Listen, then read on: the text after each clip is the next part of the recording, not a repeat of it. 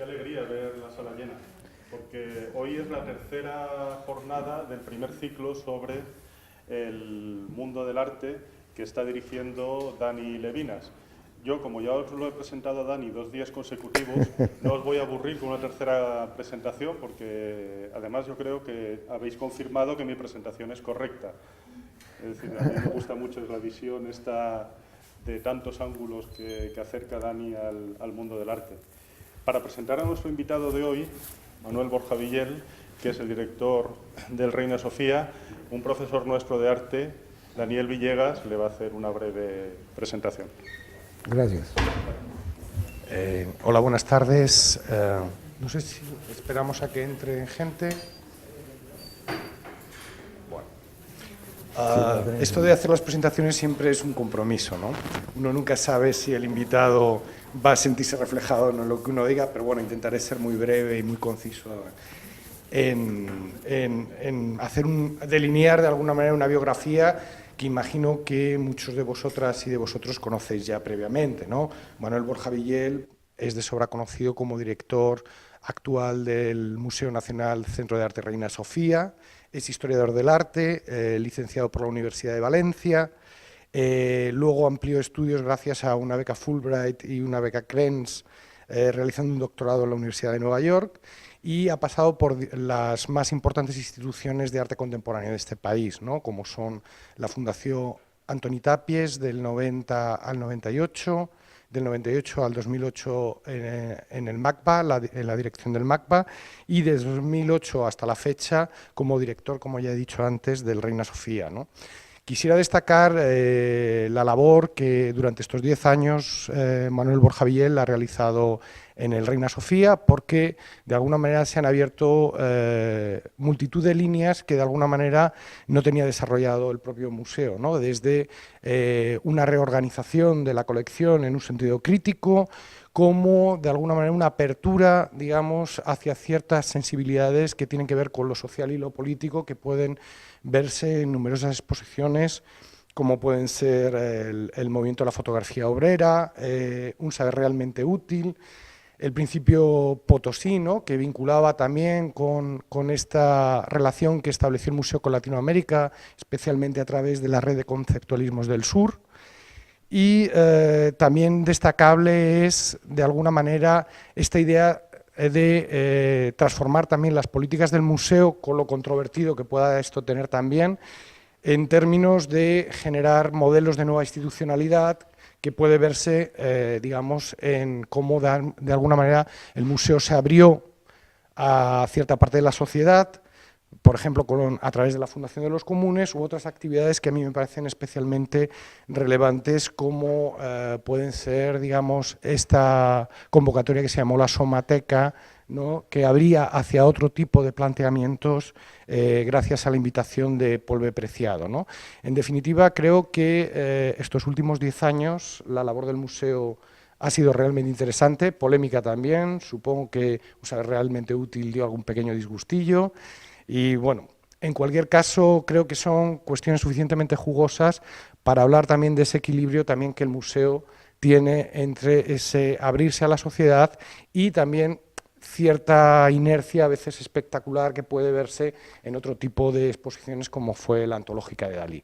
Sin más, y espero no haberme extendido mucho, agradecerle una vez más a Manuel Borja Villel su presencia hoy aquí. Muchas gracias. Gracias. Gracias. Bueno, bienvenido. Gracias. Yo creo que ya no hay más nada que decir después de toda esta presentación. Pero yo tengo algunas preguntas un poco más personales. Explícanos, para los que no sabemos, cuál es la función del director de un museo como el Reina Sofía. Bueno, primero quería replicar a la presentación, porque normalmente se hacen otro tipo de presentación. Me ha gustado mucho porque ha mencionado todos los proyectos que han sido o conflictivos o considerados problemáticos. De hecho, siempre una de las primeras, pero para mí son, cuando hacemos presentaciones del museo, siempre suelo ponerla como una de las que ha significado un antes y un después, fue Principio Potosí, pero llegó a ser tan polémica que una crítica madrileña, de hecho, en un blog empezaba un día, por supuesto, poniendo la exposición como un trapo, y empezaba su blog diciendo: hoy se me ha puesto cara de Principio Potosí, como algo no positivo, pero realmente estas exposiciones son muy importantes, porque cambian, digamos, de algún modo tienen que fracasar. No quiero decir que el trabajo de un museo, de un director, tenga que ver con un cierto masoquismo, donde casi es mejor que las cosas no funcionen, pero sí, cuando estableces retos, hay un cierto fracaso en el sentido de que generas disfunciones con el público, disfunciones con la propia institución. Entonces, un cierto desplazamiento se puede producir siempre. Entonces, en ese contexto, y ahí voy a la pregunta: ¿cuál es la función de un director de museo?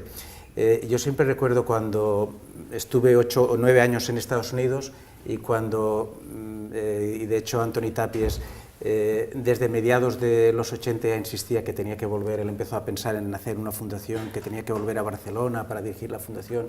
No lo tenía claro si quedarme en Estados Unidos o venir aquí, y de hecho antes de volver se me ocurrió mirar algunas posiciones de cuando acabé el doctorado, qué trabajos habías, y entonces siempre recuerdo que había, creo que era en Iowa, era de un museo no muy grande, y entonces había una descripción de la posición de director, y que de algún modo habla de lo que se pide. Por un lado, se pedía doctorado, por supuesto, se pedían como 10 o 12 publicaciones académicas, se pedían varios idiomas, se pedía experiencia en exposiciones, se pedía dotes de gestión, recursos humanos, capacidad de conseguir dinero, etcétera, etcétera, etcétera. Y al final ponía conocimientos de carpintería, se valorarán los conocimientos de carpintería. Entonces, de algún modo, digamos, toda esta pluralidad tiene que ver con llevar un museo. Un museo es, por un lado, es una idea recibida. Tenemos, ¿qué es un museo? Es la idea que tenemos del 18, es el MoMA, es el Pompidou, es el Guggenheim. Hay una serie de ideas recibidas que de algún modo tenemos que cuestionar. Por otro lado, un museo es una máquina, forma parte de una sociedad que responde a unas leyes, a unas normas, de las cuales nosotros somos solamente una parte. Tú puedes intentar cambiar cosas, pero luego hay una serie de mecanismos que te condicionan, mecanismos que pueden ser administrativos, de leyes de contratación, de modelos de producción, de igual que en un periódico, antes podías tener 3 hojas para escribir un artículo, ahora a lo mejor te dejan 15 líneas o 400 palabras, y no es lo mismo, digamos, la caja determina el contenido. Por tanto, hay una maquinaria que va a condicionar una maquinaria que tiene también que ver con una cierta idea de que las instituciones tienen que ser rentables. Pero rentables, ¿en qué sentido? En sentido de educación, en sentido económico, y por tanto, en ese mecanismo de algún modo interactúas. Y luego, por supuesto, un museo es una estructura de mediación con públicos, mediación con el sector del arte, mediación con otras instituciones, y a partir de ahí intentas hacer algo que es... O sea, un trabajo fácil. Pero me gustaría saber un poco más de la relación que tiene el museo. Como tú sabes, yo estoy en un museo en Estados Unidos que es un museo privado y que no dependemos del Estado ni recibimos fondos del Estado, de vez en cuando algunos grants, pero en general no recibimos. En tu caso es diferente. Me gustaría saber que expliques la relación que tienen ustedes con el Estado y qué reciben de la parte privada y qué reciben del gobierno, etcétera. Bueno, yo empecé a dar hace 10 años, y hace 10 años literalmente el 95% del presupuesto era público, y los privados ni estaban ni se esperaba. De hecho, no había mecanismos para que estuviesen. Y una de las cosas, sobre todo con la crisis, que empezamos a cambiar fue crear una fundación privada, cuyo único objetivo es conseguir fondos para completar la colección del museo, completar una colección, digamos, hecha a partir de las peticiones, como sabes, del propio museo. Es el museo el que hace un listado y digamos, la fundación trata de conseguir dinero. Ahora estamos con la idea también, hay una asociación de amigos que se va a transformar en fundación y la idea también es que apoye al museo, y por tanto en los últimos años ha habido un cambio donde ha empezado, se cambió la estructura del patronato del museo. En el patronato del museo hay también empresas que aportan dinero, y todo esto ha sido absolutamente necesario para, una vez hubo la crisis, para tener fondos, y digamos los fondos que el dinero público ya no tenía.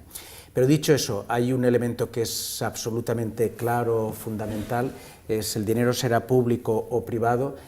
Hay una idea de servicio público, hay una idea de que el museo es público con todo lo que conlleva, que para nosotros es fundamental.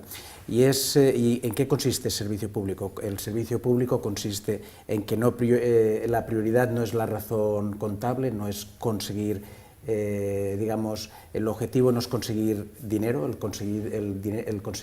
objetivo es conseguir dinero para favorecer la educación, para favorecer colecciones, es crear estructuras donde no necesariamente se responda a, digamos, a los típicos objetivos contables de cuántos visitantes, sino que hay cosas que no necesariamente van a ver nadie. Es tener en cuenta que la cultura es un ecosistema donde hay elementos que son mayoritarios, de un tipo de muchas mayorías o diversas mayorías, pero que también hay elementos que son minoritarios, elementos que son a largo plazo, elementos que pueden no llevar a ningún resultado, pero que son absolutamente necesarios, y por tanto este sentido público para nosotros es fundamental. Y de hecho en estos 3 años lo que hemos hecho es, digamos, modificar el museo, o abrir el museo por arriba, pero también abrirlo por abajo, en el sentido de que si antes el museo era 100% público a nivel de financiación, a nivel de relación, digamos, de gestión o administrativa, ahora es público, es privado, hay un elemento de gestión que, sobre todo a partir de la fundación, que es privado, pero es común también. O sea, la idea es que hay un triángulo donde hay 3 elementos, cosas que son públicas, cosas que son privadas y cosas que son comunes, quiere decir que son de todos. Y es en esa estructura en la cual estamos trabajando. No siempre fácil. No. Entonces, el dinero de la fundación y del patronato es para comprar obra, no es para hacer exposiciones. Está dedicado a comprar obra nueva. En principio, el dinero de la Fundación de Coleccionistas está destinado a comprar obra. De hecho, también a partir de uno de los objetivos era pensar que frente a los modelos, digamos, de gestión que existían, se podía hacer un modelo de gestión con la idea de servicio público, pero que fuese a partir del cual la institución fuese sostenible. Y de algún modo lo estamos manteniendo. Digamos, con esta idea de que lo público, de la idea de servicio público, se mantenga. En primer lugar, de los casi 4 millones de visitantes que tenemos, más de la mitad son gratuitos. O sea, es gente que va gratis al museo. Afortunadamente tenemos los 2 palacios en el parque, donde además va un tipo de público que normalmente no iría al museo. Estos son gratuitos, y luego en el museo hay, a partir de las 7 de la tarde hay gratuidades, aparte de que hay muchas gratuidades por diversos tipos de cosas. Y lo que hicimos fue intentar buscar otros modos de financiación que no, digamos, que no hagan el peso en los visitantes, que de hecho ya pagan impuestos, y que tampoco, digamos, graven o que tampoco condicionen la programación. De hecho, siempre hay una anécdota que para mí fue, digamos, y para el artista sobre todo, fue un poco dolorosa. Hicimos hace unos años una exposición de James Coleman, para mí el gran artista de su generación, es uno de los grandísimos artistas de los 80 y 90. Un artista que hace una obra que es compleja, una obra que requiere mucha atención del público, una obra donde el idioma es muy importante, el inglés, donde hay que conocer literatura inglesa del 18, 19, o sea, nada fácil. Sabía que iba a ser una de las exposiciones menos visitadas que he tenido posiblemente nunca. De hecho, la hicimos, yo considero que es una de las mejores exposiciones que hemos hecho, pasó, digamos, de cara a al gran público un poco sin pena ni gloria. La ofrecimos a la Tate Gallery, que tiene obras en la colección, que, digamos, cuyo público mayoritariamente domina el inglés, con dos directores, el director de la Tate y el director de la Tate Modern en aquel momento, a los cuales le gustaba la obra, pero sin embargo no la tomaron. Era una exposición que además se hacía sin fee, vaya, solo compartiendo gastos, y la razón al final era porque la Tate tiene un sistema donde las exposiciones de la colección es gratuita, las exposiciones de algún modo se tienen que autofinanciar. James Coleman no garantizaba, como de hecho así fue, que hubiese un mínimo de visitantes y por tanto no la pudieron hacer. Entonces, cuando de algún modo la estructura de la propia institución condiciona de un modo tan claro cuáles son el tipo de exposiciones que estamos haciendo, creo que hay algo que no funciona bien. Y es eso lo que tratamos de evitar, digamos, en el sistema de gestión o de búsqueda de fondos en el propio museo. ¿Y cómo lo hacemos? Lo hacemos a través de un tejido de trabajo con otros museos, con los cuales compartimos gastos de un modo bastante importante, con lo cual en el momento que hubo la crisis básicamente pudimos reducir algunos gastos de un modo considerable. Y después una estructura donde hay patronos en el museo que aportan, pero aportan no, digamos, para actividades específicas, sino para el museo, y es el propio museo el que decide. Y esto trae un poco la pregunta de cómo se eligen las exposiciones temporarias independientes de la colección permanente. La mayor parte de los visitantes que visitan tu museo van a ver la colección permanente porque son turistas y porque es lo que tienen que ver, y entonces pasan a ver las otras, o cómo es la relación entre la colección permanente y las exposiciones temporarias, y cuál es el criterio para elegir esas exposiciones temporarias. Algunas traen más público que otro, como recién dijiste, pero también yo creo que hay un aspecto educativo. Tú estás tratando de educar al visitante en por qué, no solamente muestras la obra, sino que estás tratando de explicar por qué estás mostrando esa obra. Y algunas son, como tú dices, más difíciles que otras. Pero me gustaría saber la relación que hay entre la gente que va a visitar, por qué va al museo. No, yo no creo que solamente vaya a ver el Guernica, aunque quizás es una razón importante, pero ¿qué es lo que espera el visitante y si recibe lo que está esperando recibir? Vale, a ver, empezaré con una anécdota. Hace unos años estaba subiendo por los ascensores de Nouvel, estos ascensores que no sé si habéis estado en el museo, tardan mucho en llegar y eso que son inteligentes, y de hecho alguien dijo que eran listillos más que inteligentes, pero bueno, la cuestión es que tardaban tanto que estaba allí con dos señores un poco mayores, lo de la edad, a nuestra edad ya no importa, y la cuestión es que de hecho me reconocieron, y como llevamos allí unos minutos esperando que bajase el ascensor, de repente me miran y me dice: ah, usted es el director, nos podría decir, ya están dentro del museo, nos podría decir qué se puede ver, qué hay de interesante aquí en el museo.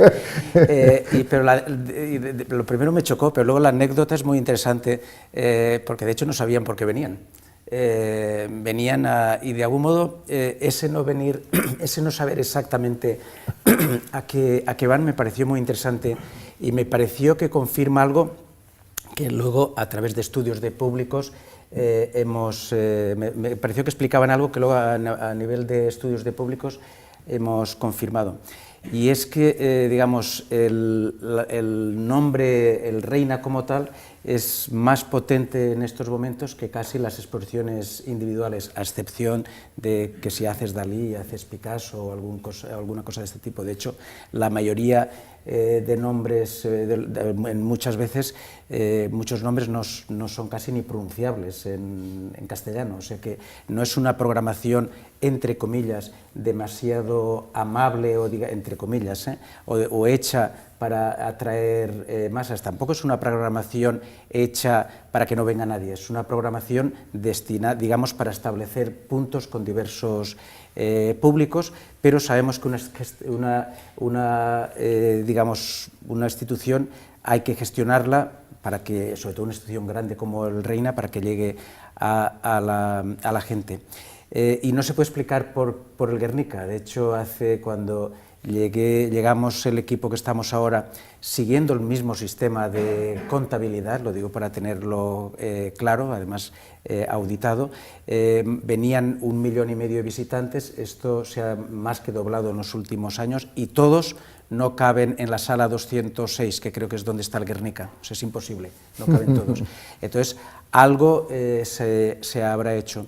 Y el hacerlo creo que es, primero, diversificar la oferta, dirigirse a estas múltiples minorías. Hay gente que puede venir, más allá, digamos, de la gente que va a ver exposiciones, pero hay gente que puede venir a ver una exposición de fotografía o una de arquitectura, y otras que generan debates. Tenemos los públicos del Retiro, que una parte de este público nunca va a un museo y que luego empieza a ir, o sea que es a partir de toda esta estructura. Pero ¿cómo organizamos la colección y cómo organizamos las temporales? Si vemos la programación del museo, es una programación compleja, no hay, a pesar de que se dice, digamos, que la programación es va en una dirección, no va, hay muchas líneas que están, digamos, moviéndose. En estas líneas hay varias líneas, vectores de fuerza. Uno, por ejemplo, tiene que ver con el hecho de que el museo está en un país concreto, en una situación concreta, que es España. Hay que contar, digamos, la historia de lo que ha ocurrido aquí, pero en un sentido ni nacionalista, en un sentido limitado, en un sentido cerrado, sino en un sentido relacional, en un sentido de cómo desde aquí se ve el mundo, cómo creemos que el mundo nos ve. Esa sería una línea que además explica digamos, la estructura de la colección. Otra línea tendría que ver con respuestas del museo a lo que va ocurriendo. Por ejemplo, antes se habló de un saber realmente útil, que fue una respuesta del museo al 15M, a todas las manifestaciones, las mareas de un momento determinado, una respuesta, un intento del museo por entender y por relacionarse con todo esto. Y por cuestionar su propio papel. Esta fue una exposición, otra fue Maya Bachevich, que se hizo en el Palacio de Cristal, y relacionado a una especie de tríptico era Playgrounds, la idea de la plaza, la idea de ocupar la calle. Estos elementos estaban relacionados. Y siempre hay un elemento de interpelación, de cuestionar, digamos, los propios mecanismos, qué es lo que estamos haciendo, cómo media el museo con la propia sociedad. Por ejemplo, en un saber realmente útil, y esto es una publicación que saldrá ahora, hace 3 o 4 años después, hubo un poco como Principio Potosí, hubo, sobre todo cuando había un área que era un área de mediación, hubo quejas digamos, de los colectivos que venían al museo porque se consideraban que igual no tenían voz, se consideraban que no tenían determinada visibilidad, se consideraban a veces que el museo, digamos, no estaba preparado para digamos, articular mediaciones con colectivos muy concretos, y tenían razón en todo y no la tenían. La tenían en todo, en sentido de que posiblemente el museo no estaba preparado. Pero ¿qué es el museo? Son los vigilantes que cuando, digamos, los colectivos vienen después de una manifestación o antes, o a las 8:30 de la noche, a las 9, ellos, bueno, de hecho a las 9 se cierra el museo, pero ellos a las 8, 9 menos cuarto están ya cerrando puertas, con lo cual una vez pase, pero cuando llegan otra vez, digamos, estos colectivos tienen, los vigilantes tienen su vida, tienen... el museo son las comisarias que pensaban que, digamos, formalmente, artísticamente, lo que presentaban los colectivos no era muy interesante y por tanto los querían, digamos, les querían dar una plataforma que no les correspondía. Entonces, de hecho, era todas estas cosas. Y el generar estas estructuras que vayan cuestionando los mecanismos, la propia maquinaria, creo que es algo importante, porque es cierto que las instituciones son organismos que tienden hacia una cierta entropía, tienen una vida propia, y es importante que haya una interpelación de la historia, de aquello que recibimos, que haya una interpelación de las propias estructuras y de las gentes que trabajan en estas estructuras. Y en este sentido, digamos, este tipo de proyectos nos importan. De hecho, Deleuze decía que había 3 palabras en cualquier forma institucional. Resistir, que en una época en la cual, digamos, posiblemente no ha habido una época donde la cultura ha sido más accesible, no ha habido una época en la cual siempre se dice que el arte contemporáneo no está de moda o los museos son elitistas, pero cada vez hay más gente en los museos y es un hecho. Pero por otro lado, tal vez vivimos una época de una gran banalidad de la cultura, de una espectacularización de la cultura. Cada vez hay menos tiempo para pensar, cada vez hay menos tiempo para hacer proyectos que no sean rentables, y por tanto el crear estructuras que resistan a esa condición es fundamental. Esta es una palabra, un término, y es algo que nos aplicamos al hacer la programación y al pensar la colección. Por otro lado, la otra palabra de Deleuze era revuelta, darle la vuelta a las cosas, y eso es algo que el arte contemporáneo ha hecho desde el principio, es lo que hace Duchamp.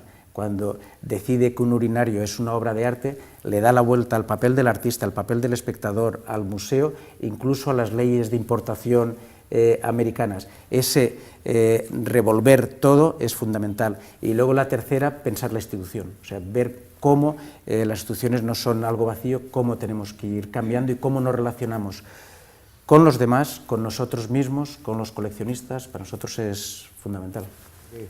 Todo el mundo está preguntando qué es lo que está pasando en los museos y cuál es la proporción de artistas mujeres y artistas hombres. Por supuesto que en el pasado no se puede contar porque la mayoría eran hombres, pero ahora en el presente la cantidad de artistas mujeres y hombres son las mismas, pero no están representadas en los museos como deberían. Bueno, respecto a... Sí, hay muchos lugares comunes. Bueno, uno esto, que los museos son... De hecho, a veces me ha ocurrido, no aquí en el Reina, pero antes en Barcelona, en algún momento que, de hecho, subimos los visitantes y algún patrono me decía que no viene nadie. Al final me dijo, es que no vienen, nadie que yo conozco viene al museo. Entonces, sí que, digamos, hay lugares comunes, pues esto, como que el arte contemporáneo le interesa poco a la gente, es opaco, etcétera, etcétera, cuando yo que sé, el arte manierista es muchísimo, pero de lejos, vaya, muchísimo más complejo que el arte, más difícil de entender que el arte contemporáneo.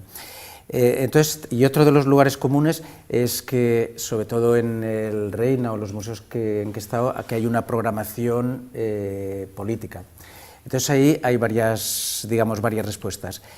Primero, toda institución es, todo museo es una institución artística, por supuesto, pedagógica, de memoria, de historia, pero luego es política, porque está en la realidad y todo es político, porque cuando se hace un edificio se toma por decisiones a menudo políticas o económicas y por tanto esta dualidad está ahí desde el principio, quieras o no. Puedes hacer exposiciones de flores y de hecho son políticas. Y de hecho también en el MACBA, cuando empezó a salir esta coletilla, una vez hicimos una exposición de Richard Hamilton y también se consideraba que era extremadamente política. Pero dicho esto, la verdad es que si repasas el arte de vanguardia desde finales del 19 hasta ahora, casi todo, no todo, pero está hecho a la contra. O sea, hay un momento muy claro que es a partir de la Comuna de 1870, en donde, de algún modo, el arte de vanguardia pierde confianza en la clase, digamos, que lo financiaba, que lo apoyaba, que es la burguesía. La burguesía, a partir de finales del siglo, ya no es la burguesía ilustrada, revolucionaria, de finales del 18 y del 19, y en general, estoy haciendo números gruesos, trazo grueso, ya no hay un David, sino que lo que hay es un Gauguin, es un Van Gogh, es gente que se quiere salir de la sociedad, que quiere cambiar la sociedad, y esa es una constante más o menos a lo largo de todo el siglo XX, de un modo y otro, y por consiguiente este elemento político está ahí. Esto, de hecho, en las últimas décadas se ha acentuado, en el sentido de que casi no hay ninguna bienal o donde no haya este componente político. Curiosamente, también te diría que en los últimos años, donde cada vez, sobre todo bienales, es más complicado los museos, donde no hay hay este componente político, posiblemente sea la época en donde al mismo tiempo son menos políticas en el fondo, porque de hecho cuestionan muy poco la propia estructura de la institución. Y en el museo, por consiguiente, de hecho yo no consideraría ni Doris ni William Kentridge excesivamente políticos, son personas muy interesadas en lo que ocurre, interesadas, como viene siendo, es una tradición desde el 19, en aquellos que no tienen voz, en la víctima, en su propia posición. En el caso de Kentridge es muy evidente el hecho de que él sabe que su cultura, su voz, su historia es una cultura blanca, pero que está en un continente negro. Entonces, cuestionar su propio papel es algo que tienen absolutamente claro. O sea que en ese sentido yo no diría que la línea del museo es especialmente política, es una línea que creo que responde al contexto de la modernidad. La otra cosa que te quería preguntar es el tema de la juventud. Se me había olvidado lo de las mujeres, lo de las sí, cuotas. Adelante. Sí, a ver, obviamente, primero, queda claro que sobre todo a partir de los años, de hecho estamos todavía, de hecho alguien decía de broma, y creo que tenía razón, que si en el 68 los jóvenes mayo del 68, hicieron todas las revueltas, ahora esas mismas personas que son los jubilados, son los que están haciendo las revueltas, y de hecho no deja de tener, o las manifestaciones en la calle, no deja de tener razón, porque creo que vivimos un periodo que empezó, no lo digo yo, vaya, lo dice Wallenstein, hay una cierta ruptura a mediados de los 60 que continúa en estos días, y esa ruptura, que es de modelo político, que es de modo de entender la sociedad, que es de modo de entender nuestros cuerpos, de entender nuestras relaciones, tiene mucho que ver con el feminismo, tiene mucho que ver con otra forma de hacer políticas, con la reivindicación del papel de la mujer, y en este sentido no hay ningún museo, contemporáneo, ni un museo que quiera ser crítico que no tenga esto, presente. Dicho esto, y esta línea creo que está presente a lo largo de todo lo que hemos hecho en el museo. Dicho esto, hay otro problema que es las cuotas, es números. Entonces, y los números depende de cómo los veas. Obviamente, si ves toda la... y todo esto no quiere decir que, digamos, cuando digo que todo el elemento feminista, esta otra forma de hacer política desde los 60 hasta ahora sea fundamental, no quiere decir que esté hecho, quiere decir que es una preocupación y es algo que, con lo cual hemos trabajado y seguimos trabajando y hay que trabajar muchísimo. Otra cosa son las cuotas, donde de algún modo hay que ser, digamos, hay que saber lo que estás haciendo. En los años 50, por ejemplo, hay muy pocas artistas mujeres. Mira, Estados Unidos, pocas, no quiere decir que no haya, y no quiere decir que sean de reivindicar, pero lo que no puedes es imponer cuotas donde no lo hay. Es injusto, pero no quiere decir que, digamos, que puedas cambiar la historia, igual que tampoco hay, no puedes imponer cuotas en el Prado. Sí que se tienen que, digamos, ver y vigilar qué ha pasado en las últimas décadas, donde obviamente la presencia de la mujer, como tú bien decías, es un hecho. Y si ahí, digamos, no se cumple, ahí sí que hay que mirar un poquito.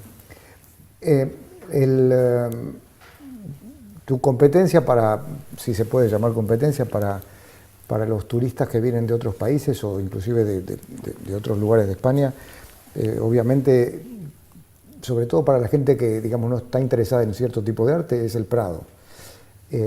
Y yo quisiera saber si hay un esfuerzo de tu parte para atraer a la gente joven que posiblemente no quiere ir al Prado o no le interesa tanto porque no se siente identificada con ese tipo de arte que hay en el museo. Aunque el Prado ahora está un poco cambiando y está haciendo algunas exposiciones que son más contemporáneas, lo tuyo es casi todo contemporáneo, sobre todo las temporarias. Entonces me gustaría saber, a mí me interesa personalmente, cómo haces para atraer a la gente joven y gente que quizás no está interesada hoy en el arte, pero que estará interesada mañana, si es que va al museo y ve algo que lo mueve, que lo apasiona, que lo interesa. ¿Haces un esfuerzo para eso? Sí, bueno, hacemos esfuerzo para todos. Agradezco que no me hayas preguntado sobre el Prado y el Guernica, pero, No. pero si quieres te contesto. A ver, primero, la línea de separación, porque de hecho durante los 90 hubo, tú no estabas aquí, pero hubo alguna discusión, hubo debates sobre la pertinencia o no del Reina Sofía como tal. Ahora ya es muy tarde, creo, vaya, después de tantos años, pero en algún momento se pensó que debía haber un gran Prado y que el Gran Prado debería incluir la parte contemporánea, que el Reina Sofía debería ser una especie de centro de arte, de Kunsthalle, que no debía tener colección, o como mucho debía tener colección durante unos años, y esta se debía pasar al Prado. De hecho, una parte de la polémica del Guernica, supongo que además de asegurar los millones de visitantes, tenía que ver con esto. Pero la idea es equivocada, porque esta es una idea un poco, además, ahora tal vez menos, pero durante una época cuando yo estaba en Barcelona había esta obsesión de que, digamos, de por qué había tantas instituciones. De hecho, en Barcelona había, y no sé si se ha sabido explotar, un modelo institucional distinto del madrileño, donde había muchas instituciones pequeñas, Tapies, Miró, Picasso, etcétera, etcétera, que aún antagonizaban entre sí. Y de repente en algún momento se buscó el que hubiese orden, y el orden era que hubiese un gran museo, incluso con sedes distintas, con una línea, y que cada uno, digamos, uno hacía la parte medieval, otro hacía la parte del 19, y es equivocado, porque no hay una historia única. Obviamente hay una, digamos, todo el mundo viene de algún sitio, hay una continuidad de ciertos elementos, pero hay muchas rupturas, y el hecho de que haya un museo donde esté, digamos, toda la contribución de las vanguardias históricas, de la República, la ruptura de la guerra civil, el exilio, todo lo que hablamos de los años 60, de cambio de paradigma, de la introducción de otras formas de hacer, de otro modo de entender el público, es absolutamente esencial. Y no es, digamos, una continuación del Prado, es otra cosa que antagoniza con el Prado en el buen sentido, en el sentido de que el Prado o este tipo de instituciones representan otra historia de la cual venimos, pero con la cual ha habido una serie de rupturas que creo que es importante que se manifiesten.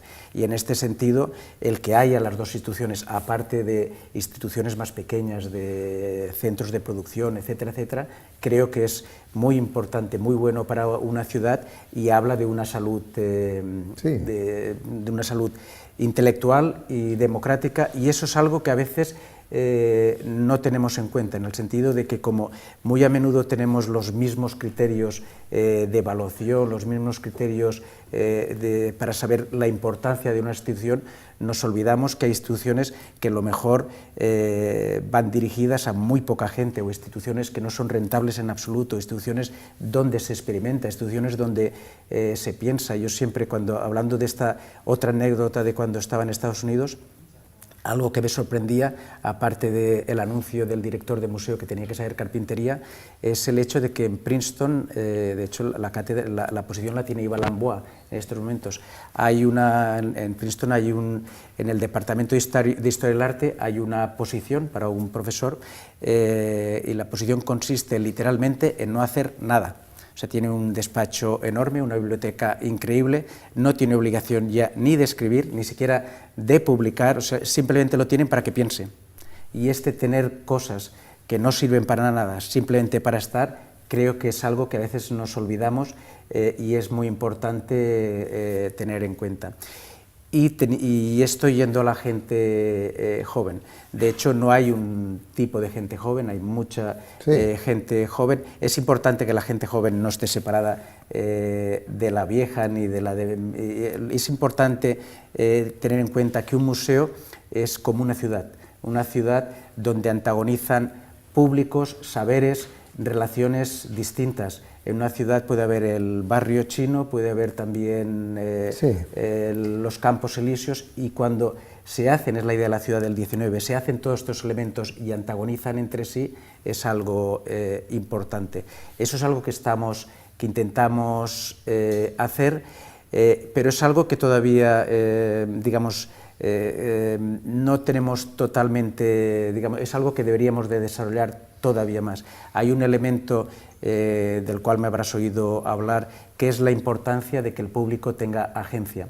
En la sociedad actual, en otras épocas, en otro modo de entender los museos o las colecciones, a veces entendía el museo meramente con la idea de poseer cosas. Quien tenía más cosas era el museo más rico. El Louvre, el British, que además habían conseguido todas estas obras a partir de todas las guerras coloniales, eran los grandes museos. Pero tener cosas para guardarlas hoy en día significa no tener nada. De hecho, las obras de arte son importantes cuando se activan, son importantes cuando generan relatos, y por consiguiente, además de tener obras de arte prestadas o no, porque habría también que cuestionar de quién son las obras de arte. Una cosa es que, legalmente el custodio o quien tiene una obra sea un coleccionista privado o un museo público, pero estaremos de acuerdo que sea una obra tuya o del MoMA o lo que sea, nadie tiene derecho a destruirla, ni nadie tiene derecho a privar a los demás de este conocimiento. Y en este sentido, tan importante como tener las obras es generar relatos a partir de las obras. Quien genera más relatos en una sociedad del conocimiento como la actual es mucho más rico. Para generar relatos hace falta crear agencia y crear espacios para que esa agencia sea posible. Por desgracia, los museos están hechos todavía físicamente con estructuras que de algún modo van dirigidas al espectáculo, van dirigidas a que te quedes obnubilado por un Richard Serra enorme, a que pasees, veas paseando y te vayas, pero hay pocos espacios de discusión, pocos espacios de contemplación, pocos espacios donde otro tipo de experiencia sea factible.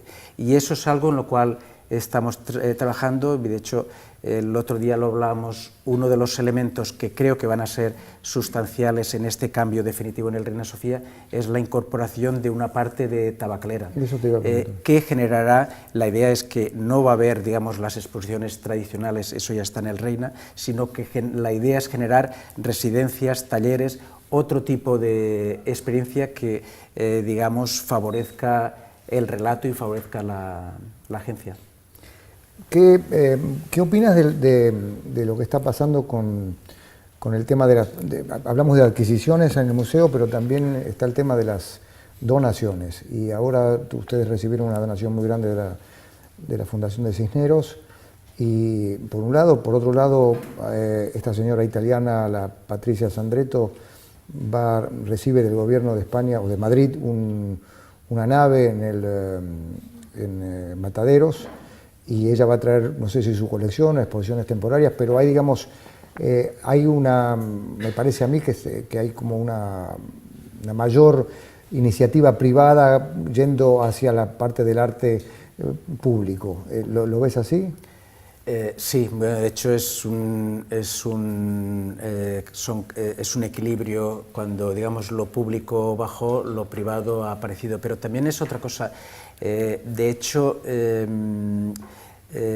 vivimos en una condición que es en la que estamos, donde las obras de arte tienen un precio, sí, sobre todo cierto tipo de obras de arte, pero y ahí es donde estamos haciendo énfasis. Estamos haciendo énfasis en tener esta gente que sea capaz de generar relatos, y también énfasis en trabajar en red, en crear estas estructuras donde, aunque las obras legalmente, digamos, o por razón contable no sean tuyas, pero que estén disponibles para todos. Y yo creo que esa es la diferencia, una de las muchas diferencias entre los museos, el modelo de museo, digamos, del 19, que acaparaba tesoros y que esperaba que alguien fuese o no, o el modelo espectacular que empezó a aparecer en los 80, 90, digamos, de buscar aquello que en Estados Unidos se dice cheap thrill, la emoción rápida, pero que luego no tiene nada detrás. Pero hay un resurgimiento en general en el mundo, y parece ser que en España está como empezando, que es la creación de estos museos o lugares de exhibición que están en manos totalmente privadas. En Italia, la Fundación Prada, hay muchos ejemplos, en Estados Unidos también. No quieren reemplazar al museo, pero en realidad están primero comprando las obras que los museos no pueden comprar. Se acaba de vender ayer un Mark Bradford por 5 millones de euros. Este es un artista joven que, no sé, no creo que tenga 30 años. O sea que lo puede comprar un privado y no lo puede comprar un museo. Y entonces ellos, no todos los coleccionistas exhiben sus obras, pero hay algunos que sí, que entonces dicen vamos a comprar para mostrar, y abren sus propios lugares. A mí me parece una cosa positiva. Quizás no se beneficien los museos con las obras, pero en algún momento esas obras van a terminar siendo de los museos, porque todo termina ahí. Y una vez que uno crea una fundación, eso deja de ser del particular. El museo donde yo estoy empezó siendo de un señor que se llamaba Duncan Phillips, hace 100 años, y creó una fundación que primero manejaba la familia desapareció, y ahora estoy yo ahí en esa fundación, y decidimos el futuro de esa colección, que no es nuestra, es del público. Y eso, o sea que al final, todas esas obras que hoy quizás están en una casa o en una zona de exhibiciones, van a pasar a ser de dominio público.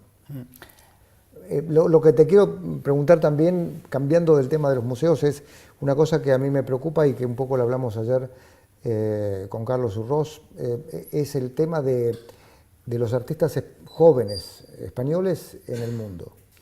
Y yo tengo la suerte de poder viajar, ir a diferentes ferias, visitar exposiciones, ir a diferentes galerías en muchas partes del mundo, y veo que hay que la presencia de los artistas jóvenes españoles es muy poca.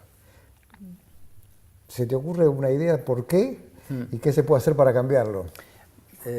Acabaré contestando, solo por cerrar el tema, a lo de las colecciones privadas, porque efectivamente yo trabajé antes de venir aquí, mientras hacía el doctorado, en la Hispanic Society of America, que era una institución privada de un visionario que quiso coleccionar todo aquello que fuese español y que no estuviese salvando la biblioteca que creo que le compró al Marqués de Jerez y algunas cosas de arqueología, todo el resto nunca quiso sacarlo de España, lo compraba fuera. Y obviamente es una institución privada, pero que tiene el sentido, no todo lo privado es bueno, igual que no todo lo público es bueno. Es una colección muy buena porque tiene esta cosa del coleccionista de la cual hablaba Benjamin, tiene a través de Huntington, a través de la Hispanic Society, entiendes todo el mundo, toda una visión, incluso entiendes, digamos, las cegueras, por ejemplo, en el momento que Picasso empezaba a exponer en Estados Unidos, Huntington, que había tenido una visión enorme para comprar grecos, para comprar artistas del siglo XVI, XVII, cuando nadie, o material artesanal, cuando nadie, crafts, cuando nadie compraba, se fijó en Sorolla y Zuloaga y no se fijó en Picasso, que lo tenía al lado, pero incluso eso forma parte de un gusto, de una forma igual, digamos, que algunas colecciones privadas que están en el Museo de Basilea. El problema es cuando, digamos, estas colecciones pueden, digamos, dedicarse, o su objetivo es lo espectacular, es el poder, es demostrar que, digamos, claro, tiene... pero eso también les ocurre a los públicos, porque, digamos, esta obsesión por estar reconocidos, por estar en algún sitio, llega un momento que es casi enfermiza y que además habla de una cierta, casi de una debilidad, de creer que, digamos, lo propio no vale. De hecho, no diré el nombre, pero esto es real. Estábamos haciendo la exposición de un artista español, una retrospectiva, en el Reina Sofía, un museo que tiene muchos visitantes, que tiene una gran atracción, digamos que cualquier cosa que hacemos se ve fuera, y la exposición en principio itineraba a una institución pequeña, una parte de la exposición del sur de Francia, en un museo no demasiado importante. La cuestión es que por diversas razones en un momento esta itinerancia se cayó. La depresión que cogió el artista porque la exposición no viajaba a Francia fue colosal, cuando además es tan absurdo porque era... Estaba en el Reina. Es absurdo y de algún modo muestra esta especie de dependencia que todavía tenemos por ser aprobados, por ser... Y ese yo creo que es un primer problema. Los americanos, en el gran momento, digamos, del apogeo de la pintura americana en los años 50, no querían ser europeos. Ni siquiera de Kooning ni otros que venían de Europa, querían hacer un arte propio, o los soviéticos en la segunda década del siglo XX, o los portugueses con Pessoa a principios del siglo, y por tanto esta dependencia ya de por sí muestra una especie de dependencia amo-esclavo que es problemática. Pero dicho esto, el problema es mucho más grave, mucho más complejo, y no tiene una única solución. No se trata de que el gobierno español se dedique a promocionar de repente, porque se ha hecho en otras épocas, y digamos, habrá mejorado un poco el conocimiento de los artistas, pero no ha hecho un cambio. Por tanto, yo creo que es complejo y son diversas razones. Tampoco se trata de que los comisarios españoles no sean conocidos, porque es al contrario. De hecho, comisarios españoles están por todos los sitios. No se trata de que no haya grandes instituciones. Yo creo que el problema es más complejo. Es, por un lado, cuál es la estructura, digamos, la condición, el elemento condicionante en todas nuestras relaciones en estos momentos a nivel de arte es el mercado. Antes hablamos de la importancia de los valores de las obras de arte. Hay que ser realista, no hay un mercado potente en este país, y por consiguiente, si no hay un mercado potente, va a ser complicado que los artistas que están en galerías, digamos, del Estado puedan tener una repercusión internacional. De repente están apareciendo en las bienales, están apareciendo en las documentas, están apareciendo en shows en todas partes del mundo, y se está comenzando un mercado de interés.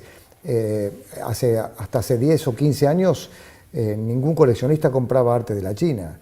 Hasta hace 15 años nadie compraba arte de la India. Claro que son países que tienen cientos de millones de habitantes, pero por algún lado estaban en sus países. Yo creo que tiene que ver con que si el país va bien, el arte va bien. Y no es solamente el gobierno que los tiene que ayudar, que eso sería muy bueno, pero creo que las galerías tienen que jugarse más. Aquí tú vas a las galerías que van a las ferias españolas, que van a las ferias afuera de España, y muchas no muestran artistas españoles. Y la contestación de ellos va a ser: no lo mostramos porque no lo vendemos. Pero es una pesca, es que no acaba. De hecho, ese era el otro argumento. Pero el otro, digamos, el otro punto es: no hay mercado, o sea, las galerías no son tan potentes como Hauser and Wirth. Pero luego la otra es los dos puntos que has mencionado, que era con lo que quería acabar.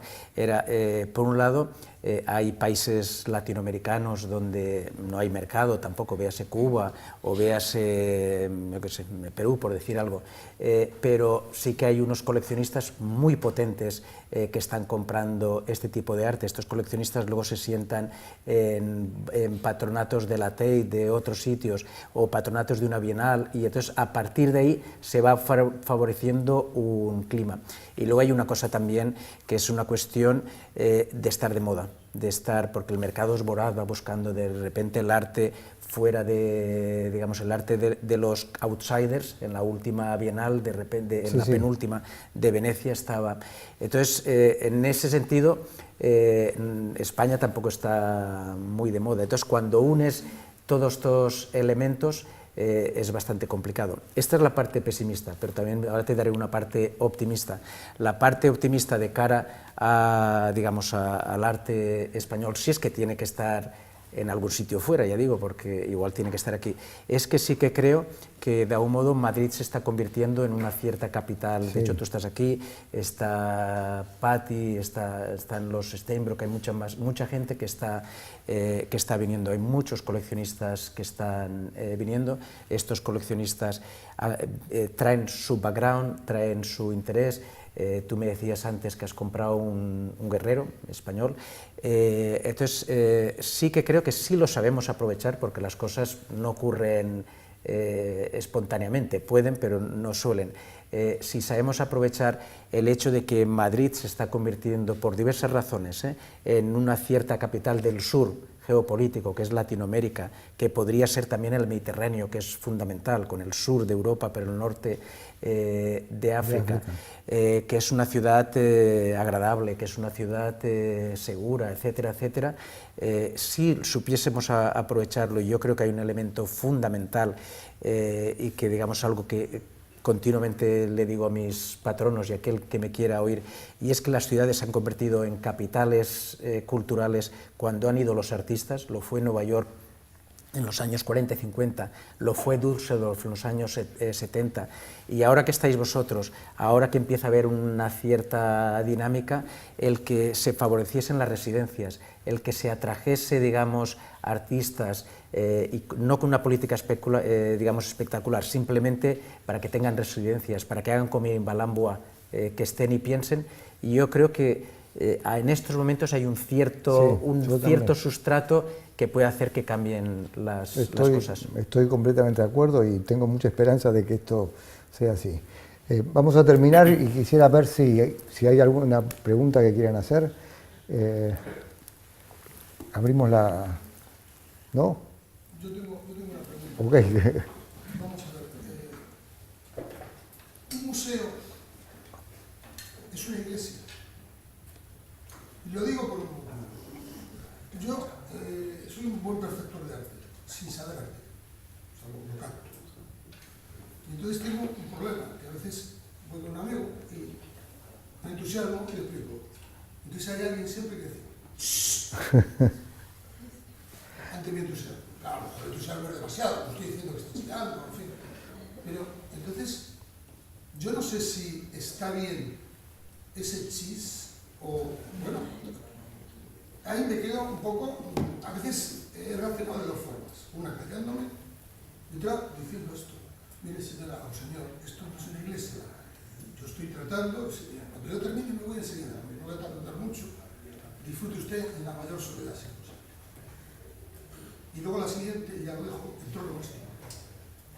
Echo de menos en su museo un poco de sinestesia con la música. Esa sinergia de arte y de música, me ha hecho un poco de manos. Y nada más, y disculpe. Pues respecto a si es una iglesia o no, obviamente no es una iglesia, por otras razones, las iglesias también se hace ruido, se canta. Yo lo que creo es que, como antes he hablado de una ciudad, hay momentos en donde, digamos, tiene que haber espacio para que haya ruido, tiene que haber espacio para que haya contemplación, tiene que haber espacio para que haya debate. Por desgracia, como decía, las cajas, el continente no es neutro y condiciona bastante ciertas dinámicas. Básicamente condiciona o favorece un tipo de dinámica que es el paseo, o sea, el andar, y todo lo demás acaba siempre chirriando. Y de hecho, digamos, por eso he dicho que uno de los retos que tenemos en estos años es ser capaces de generar este otro tipo de espacios. Punto 1. Punto 2, y eso es indirecto a la pregunta, pero creo que es importante decirlo, no son iglesias, pero posiblemente sean tan anacrónicos como las iglesias en el sentido de espacios. De hecho, que el museo sea anacrónico le permite hacer cosas que la sociedad del espectáculo no está haciendo. Por ejemplo, cine.